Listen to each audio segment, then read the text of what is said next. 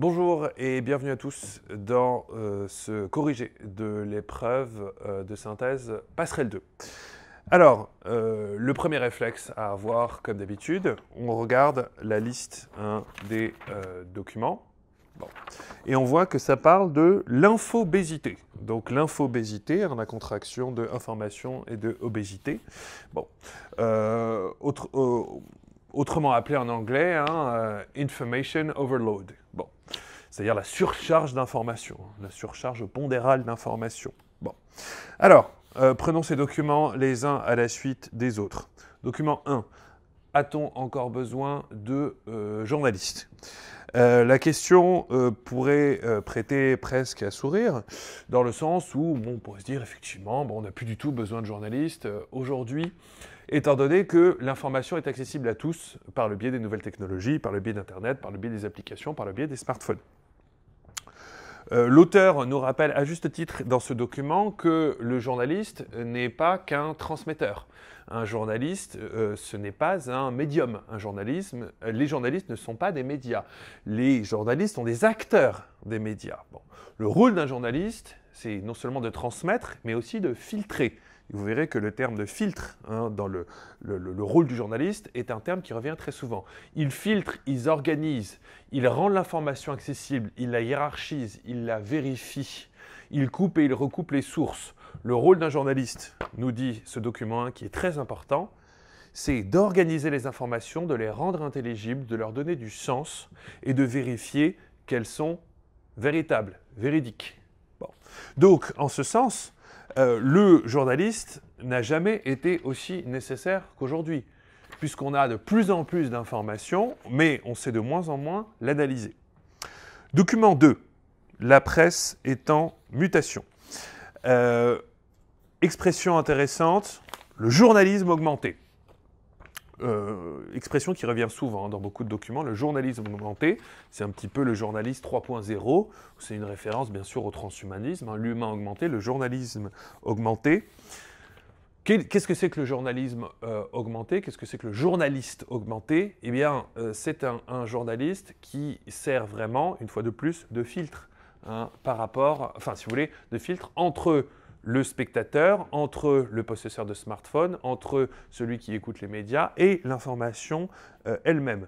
Nous sommes dans un monde, nous dit l'article, qui est essentiellement horizontal et non plus vertical. C'est-à-dire qu'avant, vous aviez le journaliste, l'information qui passait du journaliste au public, et le public qui était juste là pour, entre guillemets, ouvrir la bouche et manger tout cuit ce qu'on lui précuisait. Aujourd'hui, ce n'est plus du tout le cas. Les citoyens sont informés, les citoyens sont éduqués, les citoyens possèdent un esprit assez développé, donc ils remettent en question, ils discutent, ils critiquent les informations qu'on leur demande. Actuellement, le souci, c'est que on prend pour argent comptant toutes les informations qui sont délivrées sur le web ou dans les médias. On assiste paradoxalement à un recul de l'esprit critique, et c'est en ce sens que le journaliste a un nouveau rôle à jouer. Document 3. Alors le document 3 change un petit peu la focale, puisque le document 3 nous parle des difficultés que l'on a à se concentrer à cause de la profusion d'emails. Nous recevons plusieurs milliers d'emails par jour. La plupart sont des spams d'ailleurs, 90% sont des spams, mais cette profusion d'emails nous empêche de nous concentrer sur nos tâches. On parle de pollution intentionnelle, d'attention dispersée. Le souci, nous explique ce document, c'est qu'en gros, et ça c'est quelque chose qui revient dans tout le dossier, trop d'informations tue l'information. Les salariés, notamment des grandes entreprises, se retrouvent littéralement noyés sous les mails, noyés sous les informations qui ne sont toujours pas pertinentes, et cela les empêche de se concentrer sur leurs véritables tâches. À la fin de ce document 3, on parle de contemplative computing, c'est-à-dire la contemplation informatique. Hein, n'oubliez jamais qu'à la fin des articles, il y a souvent des solutions qui sont proposées par rapport aux problèmes qui sont développés. Une solution ainsi explicitée, transformez vos attentes en temps de repos. Ne lisez pas, ne regardez pas votre portable, tournez votre attention sur votre souffle, sur votre corps. C'est-à-dire qu'effectivement, l'esprit humain ne peut pas être concentré 24 heures sur 24, ni même 12 heures d'affilée. Il y a besoin de pause. Hein, c'est exactement comme un muscle. Document 4. Souffrez-vous d'infobésité? Le terme revient une fois de plus. La thématique est toujours la même. Trop d'informations tue l'information. Je cite le document 4. Ainsi gavés, les salariés lisent peu ou pas du tout leurs messages et peinent à faire le tri. C'est-à-dire que non seulement les messages ne sont pas lus, mais en plus, ils ne sont même pas triés. On voit un sondage OnePoll, 68% des sondés reçoivent jusqu'à 100 mails par jour, ce qui est bien sûr beaucoup trop.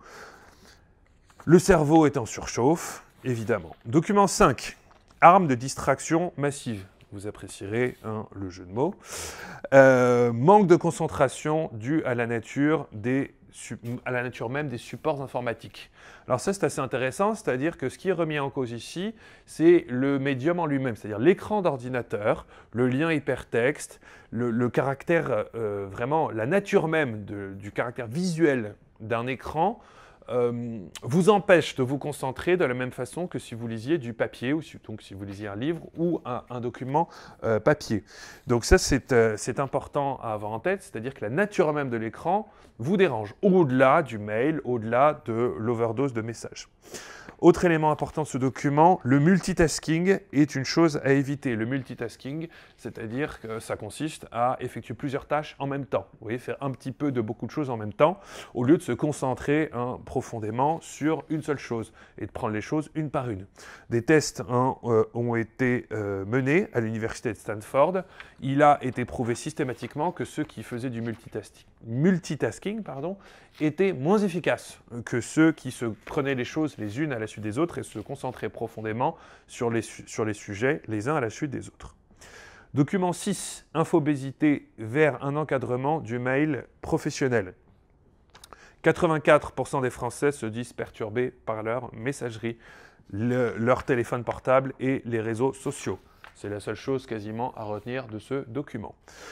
Document 7, l'infobésité, nouveau fléau en entreprise. On reparle d'information overload, on reparle de surcharge de l'information. Pathologie de la surcharge informationnelle. On développe dans ce document le stress qui est généré par l'overdose de mails. C'est-à-dire que vous recevez tellement de mails lorsque vous êtes en entreprise, dans tous les sens, de tous les services, de tous vos collègues, de vos subordonnés, de vos supérieurs, etc., que déjà vous n'arrivez pas à vous concentrer premièrement, mais aussi et surtout que vous vous sentez obligé de répondre à tous ces mails, que vous n'en avez matériellement pas le temps ni l'énergie mentale, donc vous êtes en situation de stress.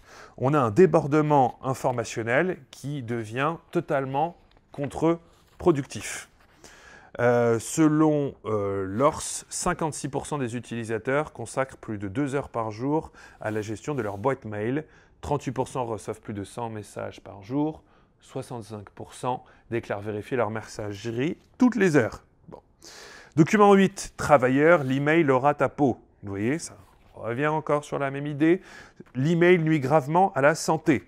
On voit que directement, les mails sont responsables d'états d'alerte en termes de rythme cardiaque, de problèmes cardiovasculaires, de troubles cardiaques, de maladies auto-immunes, d'obésité, voire de dépression, pour les raisons que nous avons citées précédemment.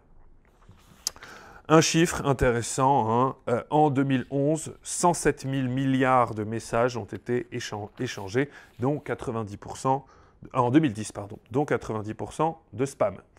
Document 9, mal de mail, vous apprécierez à nouveau le jeu de mots. 40% des salariés utilisent aujourd'hui la messagerie électronique, contre seulement 10% il y a une dizaine d'années.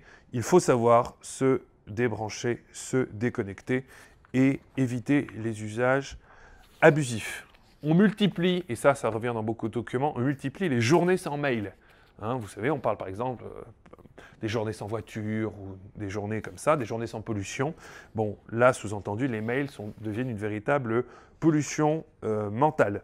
Le mail, en fait, nous explique cet article, est victime de son succès. C'est-à-dire que le problème, ce n'est pas le mail, comme d'habitude, c'est l'usage qu'on en fait. On en fait un usage excessivement abusif. Et au lieu de réfléchir, au lieu de se questionner et au lieu de voir si on peut résoudre des problèmes tout seul ou si on dispose soi-même d'une information ou ce qu'on ne pourrait pas, le cas échéant, la trouver tout seul, on pose la question aux principaux intéressés. Ce qui fait que cela conduit à une hétéronomie, on va dire, généralisée des salariés les uns par rapport aux autres et par définition un manque d'autonomie. Document 10, un espace public saturé de dans un espace public saturé de technologie, l'attention s'épuise. Un chercheur en philosophie et qui est aussi mécanicien, Matthew Crawford, nous dit que l'attention est une ressource rare, donc importante. C'est-à-dire que vous ne disposez que d'un certain capital attentionnel, en quelque sorte, que vous ne pouvez pas gaspiller. Et il faut également l'entretenir. Il faut savoir se couper des stimulations extérieures excessives. Enfin, document 11, la surcharge informationnelle. Une citation très intéressante, l'humanité a produit au cours des 30 dernières années plus d'informations qu'en 2000 ans d'histoire. Et ce volume d'informations double tous les 4 ans. D'accord, beaucoup d'informations, mais pourquoi faire? Et cette information est-elle vraiment utile? Termes clés, surcharge informationnelle, brouillard informationnel, syndrome de débordement cognitif, bref, etc. On assiste donc à un accroissement constant et exponentiel du volume d'informations à traiter et un raccourcissement du temps pour le traiter. Trop d'informations, pas assez de décisions. On produit plus d'informations qu'on ne peut en digérer. Et si vous voulez, la productivité des entreprises s'en ressent. Voilà pour cette brève analyse des différentes idées, des différents documents. Je vous renvoie maintenant directement au corrigé officiel qui s'affiche sur votre écran. Corrigé qui est assez bien fait.